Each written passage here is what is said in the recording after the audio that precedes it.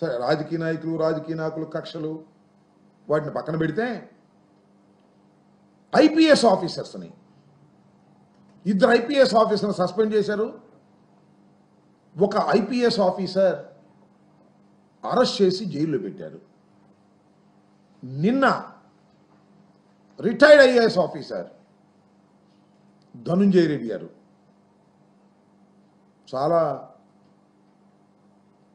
60 సంవత్సరాల దాకా అంటే సుమారుగా 30-40 సంవత్సరాలు ఐఏఎస్గా పనిచేసి అనేక కీలకమైనటువంటి పోస్టుల్లో ఈవెన్ చంద్రబాబు నాయుడు గారు ముఖ్యమంత్రిగా ఉన్న సమయంలో కూడా అనేక కీలకమైన బాధ్యతలు పోషించినటువంటి ధనుంజయ రెడ్డి గారు, కృష్ణమోహన్ రెడ్డి గారు ఇద్దరు అధికారుల్ని జగన్మోహన్ రెడ్డి గారి హయాంలో సీఎంఓలో పనిచేశారనేటువంటి ఉద్దేశంతో నిన్న వారిద్దరిని అరెస్ట్ చేశారు.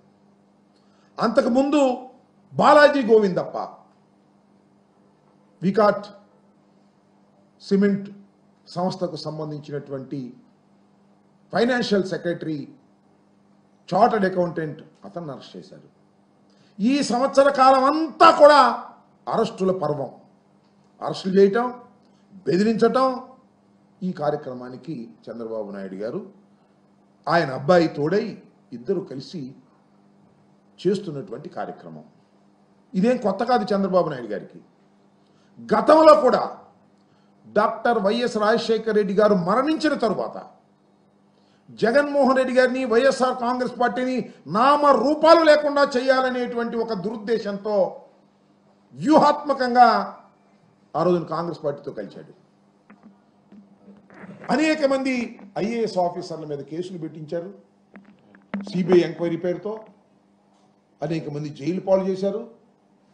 చివరికి జగన్మోహన్ రెడ్డి గారిని కూడా 16 మాసాలు జైల్లో నిర్బంధించినటువంటి కార్యక్రమాన్ని కూడా మనం చూసాం. మళ్ళా ఏం జరిగిందో తర్వాత మీ అందరికీ తెలుసు. జగన్మోహన్ రెడ్డి గారి పార్టీని అణిచేయాలనుకున్న చంద్రబాబు నాయుడు లేదా కాంగ్రెస్ పార్టీ ఇద్దరు కలిసి ఏం చేసినా జగన్మోహన్ రెడ్డి గారి రాజకీయ పార్టీ వైఎస్ఆర్ కాంగ్రెస్ పార్టీ అణిచివేయబడలేదు సరికదా, బ్రహ్మాండమైనటువంటి దేదీప్యమానంగా వెలుగులోకి వచ్చిన సందర్భాన్ని కూడా మనం చూసాం. ఏ పార్టీ అయితే కాంగ్రెస్ పార్టీ కలిసిందో చంద్రబాబు నాయుడుతో, ఆ కాంగ్రెస్ పార్టీ నామరూపాలు లేకుండా పోయింది తప్ప వైఎస్ఆర్ కాంగ్రెస్ పార్టీకి కించిత్తు కూడా నష్టం జరిగినటువంటి పరిస్థితి మనం చూసాం. ఇవాళ కూడా మళ్ళీ రిపీట్ చంద్రబాబు నాయుడు గారు వైఎస్ఆర్ కాంగ్రెస్ పార్టీని భయపెట్టాలనే ఉద్దేశంతో అధికారుల మీద కూడా ఇవాళ కేసులు పెట్టి అరెస్ట్ చేసేటటువంటి కార్యక్రమం చేస్తున్నారు. సరే, వీ విల్ ఫైట్ అవుట్, లీగల్గా ఫైట్ చేస్తాం. కొన్ని సందర్భాల్లో సుప్రీంకోర్టు కొంతమందికి రిలీఫ్ ఇచ్చింది. భవిష్యత్తులో మళ్ళా ఈ లీగల్ ఫైట్ అనేది కంటిన్యూస్గా జరిగేటటువంటి విషయమేను. ఈ ప్రజాస్వామ్య దేశంలో మేము దాన్ని ముందుకు తీసుకువెళ్ళేటటువంటి కార్యక్రమం కూడా చేస్తామని మనం చేస్తున్నాం. ముఖ్యంగా చంద్రబాబు నాయుడు గారు అధికారంలోకి వచ్చిన తర్వాత బహుశా ఆయనకి ఏదో బాగా కోపం ఉన్నట్టుంది. ఎందుకంటే ఆయన కూడా 53 రోజులు జైల్లో ఉన్నాడు కదా. నేను 53 రోజులు జైల్లో ఉన్నాను, నేను 53 రోజులు జైల్లో ఉన్నాను కాబట్టి వైఎస్ఆర్ కాంగ్రెస్ పార్టీకి సంబంధించినటువంటి ముఖ్యులు అందరూ కూడా జైల్లో ఉండాలి అనేటువంటి ఒక దురుద్దేశపూరితమైనటువంటి కార్యక్రమంలో భాగంగా చంద్రబాబు నాయుడు గారు తన పరిపాలనని కొనసాగిస్తూ ఉన్నాడు. స్కిల్ స్కామ్, ఆ కేసులో చంద్రబాబు నాయుడు గారు జైలుకి వెళ్ళాడు, రాజమండ్రిలో ఉన్నాడు. మీ అందరికీ తెలుసు కదా. ఎక్కడిదో స్కిల్ స్కామ్ మేము పెట్టామా? అది ఈడీ వెలుగులోకి తీసుకొచ్చింది, కేంద్ర ప్రభుత్వం వెలుగులోకి తీసుకొచ్చింది. దాని ఫాలోఅప్లో ఆయన అనివార్యంగా లోపలికి వెళ్లాల్సిన పరిస్థితి ఏర్పడింది. అసలు స్కాములు చేయడంలో చంద్రబాబుకు మించిన వాడు ఎవరూ లేరు, ఈ దేశంలోనే ఎవరూ లేరు.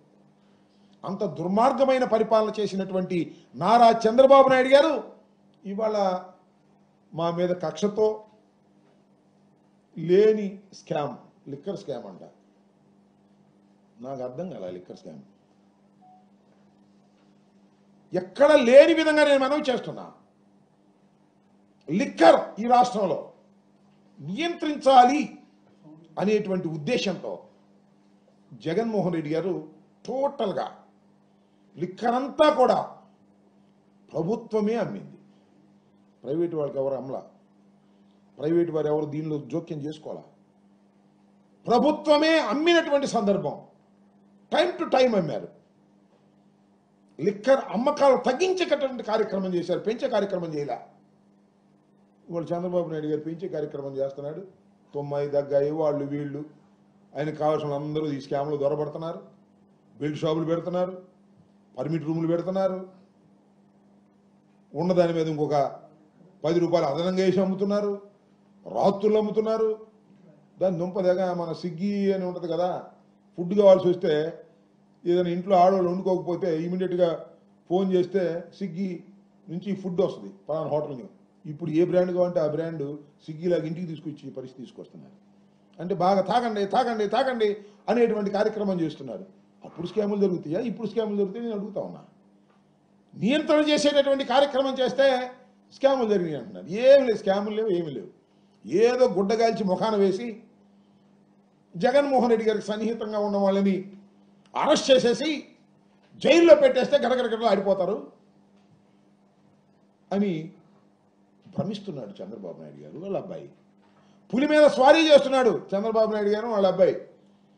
పులి స్వారీ ఆగిపోతుంది. నేను ఎప్పుడో సరే టక్కన ఆ పులే మిమ్మల్ని తింటది, గుర్తుపెట్టుకోమని మనం చేస్తున్నాం. ఒక దుర్మార్గమైనటువంటి కార్యక్రమాన్ని ఇవాళ రాష్ట్రంలో మీరు ప్రారంభించారు. ఎక్కడ చూసినా పేపర్లు చూసినా ఏముండాలంటే వాడు అరెస్టు, వీడు అరెస్టు, వాళ్ళకు బెయిల్ రాలేదు, వీళ్ళకి బెయిల్ వచ్చింది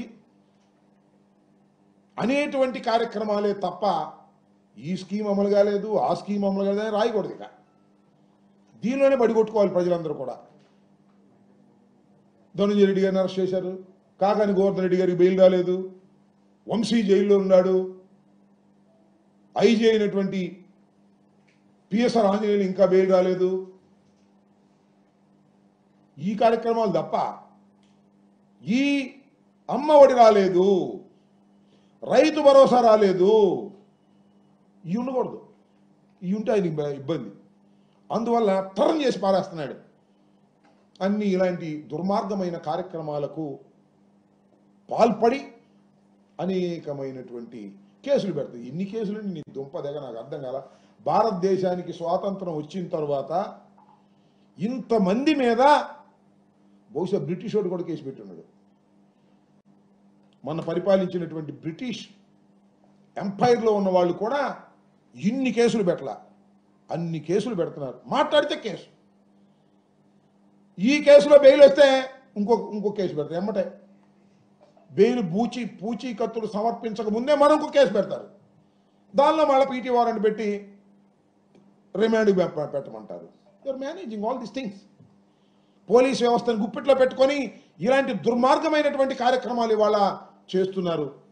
ధనంజయ రెడ్డి గారు, కృష్ణమోహన్ రెడ్డి గారు మరి నిన్న సాయంత్రం సుప్రీంకోర్టు బెయిల్ ఇవ్వడానికి నిరాకరించింది. ఎందుకంటే ఏదో కేసు పెట్టారు కదా, దాని మీద ఎంక్వైరీ జరుగుతూ ఉంది కదా, ఈ దశలో సుప్రీంకోర్టు మేము దీనిలో ఇన్వాల్వ్ కావని చెప్పారు. ఇంకా గత్యంతరం ఏముంది? సుప్రీంకోర్టులో కూడా యాంటిసిపేటరీ బెయిల్ రానప్పుడు అరెస్టుకు సిద్ధపడ్డారు, అరెస్ట్ అయ్యారు. ఇక్కడ గమనించాల్సింది కూడా ఒక అంశం ఉంది. ఇలా రిలీఫ్ ఇవ్వకపోయినా బెంచ్ మీద కొన్ని మాటలు మాట్లాడారు సుప్రీంకోర్టు.